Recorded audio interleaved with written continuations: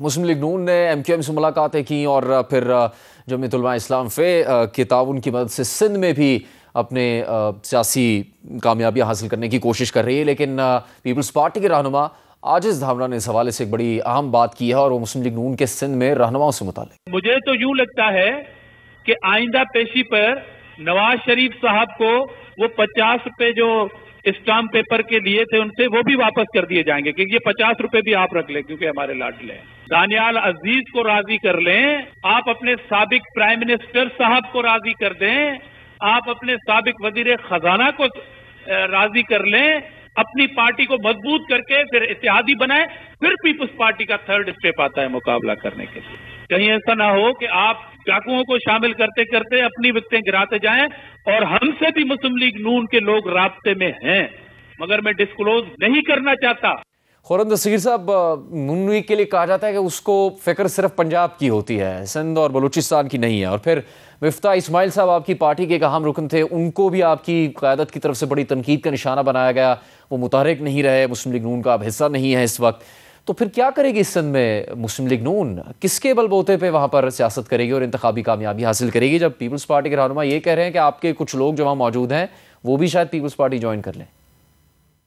یہ مسلم لیگ نون کی نئی صف بندی سندھ میں ہم کر رہے ہیں، اسی لیے سندھ میں پارٹی کی قیادت کو تبدیل بھی کیا گیا ہے اور کوشش یہ کی جا رہی ہے کہ زیادہ سے زیادہ بہتر معیار کے امیدوار ہم وہاں کھڑے کریں، وہاں JUIF کے ساتھ اور رورل سندھ میں اور MQM کے ساتھ شہری سندھ میں بھی ہماری گفتگو ہو چکی ہے، آنے والے دنوں میں مزید جماعتوں سے ہوگی۔ تو یہ مسئلہ کسی طرح بھی سندھ کو کوئی فتح کرنے کا نہیں ہے، ایک جمہوری مقابلہ ہے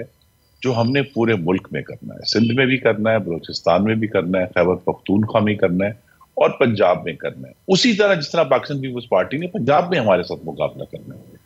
تو یہ کہنا کہ جی اس وقت یہ جو ناراض ہیں وہ ناراض ہیں وہ وہاں جا رہے ہیں، ہر انتخاب سے پہلے اس قسم کی جو توڑ پھوڑ جماعتوں میں ہوتی ہے،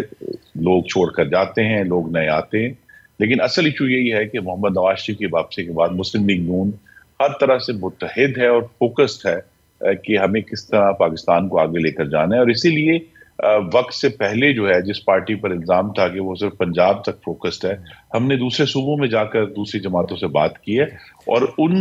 اس وقت بھی آج جب ہم بات کر رہے ہیں تو بلوچستان کے جو امیدوار ہیں ان کے انٹرویوز ہوئے ہیں آج لاہور میں۔ تو یہ جو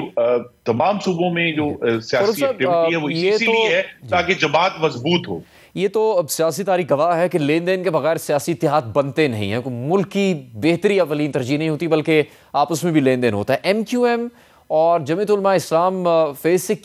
کن شرائط پر اتحاد ہوا ہے مسلم لیگ نون کا؟ جی اتحاد اس شرط پر نہیں ہے، ان کا ایک مطالبہ ہے، MQM کا ایک مطالبہ ہے کہ کراچی شہر جو ان کی نظر میں ہم بھی سمجھتے ہیں کچھ اس پہ حقیقت ہے کہ انفراسٹرکچر کے حوالے سے اور شہری سہولیات کے حوالے سے جتنا اس کا پاکستان کی تاریخ میں اور معیشت میں اس کی اہمیت ہے، اس لحاظ سے وہ شہر اتنی ترقی نہیں کر پایا۔ تو وہ ایک 21ویں صدی کا شہر جو ہے وہ واضح طور پر نظر آنا چاہیے کراچی کے شہریوں کو، اور پوری دنیا سے لوگ آتے ہیں، تو ان کا تو مطالبہ یہی ہے کہ کراچی کی جو ترقی ہے اس کے اوپر ایک غیر معمولی فوکس کیا جائے۔ بازی میں بڑے وعدے ہوئے کہ 100 ارب روپیہ دے دیں گے، 111 دے دیں گے، لیکن کراچی میں کوئی موومنٹ نہیں ہوئی۔ کراچی میں واحد جو موومنٹ ہوئی آپ کو معلوم ہے وہ مسلم لیگ نون کی شروع کی گئی تھی کہ وہ جو گرین بس تھی وہ شروع ہوئی، کچھ پروجیکٹ کے 3 کے 4 کے اس طرح جو انرجی کے پلانٹس ہیں وہ مسلم لیگ نون نے وہاں لگائے۔ سندھ میں بھی آپ کو معلوم ہے سکھر تک موٹر وے آئی ہے، تو ایک ایویڈنس ہے، ہمارا ایک ریکارڈ ہے کہ سندھ میں ہم نے بھی ترقی کا کام کیا ہے۔ تو وہ ان کی تو خواہش یہی ہے کہ سندھ کا جو شہری علاقے ہیں ان میں بھی بہتری ہو، اور سندھ میں خاص طور پہ جو بلدیات کے حوالے سے ایک بہتر وہ تحفظ چاہتے ہیں۔ اور صاحب جو مسلم لیگ نون کی صفحے ہیں اس میں احسن اقبال اور دانیال عزیز صاحب کے درمیان شدید اختلافات سامنے آئے اور کئی دن تک وہ خبروں کی زینت رہے، تو یہ کتنی تشویش کی بات ہے اور اصل مسئلہ کیا ہوا جس پر ان کی لڑائی ہوئی، اور کیا یہ مسئلہ حل کر لیا گیا ہے؟ کیونکہ دانیال عزیز صاحب خود شامل نہیں تھے سیاست میں نااہلی کے بعد، لیکن ان کی اہلیہ مسلم لیگ نون کی طرف سے ممبر پارلیمنٹ تھی، کیا اس کی اس وقت سٹیٹس ہے؟ جی دانیال میرے بہت پیارے بھائی ہیں، احسن اقبال صاحب تو اس کا تو جو ایک جواب ہے وہ کافی میں ہی آتا ہے کہ احسن اقبال، دانیال اور نارووال سارا معاملہ جو ہے ایک مقامی طور پہ ایشو سیاسی بنا ہے. اور مجھے یہ توقع ہے کہ جب اگلے ہفتے جب گجرانوالہ ڈویژن میں جس میں نارووال شامل ہے اس کے انٹرویوز ہوں گے تب تک یہ معاملہ بڑے خوش اسلوبی سے حل ہو جائے گا.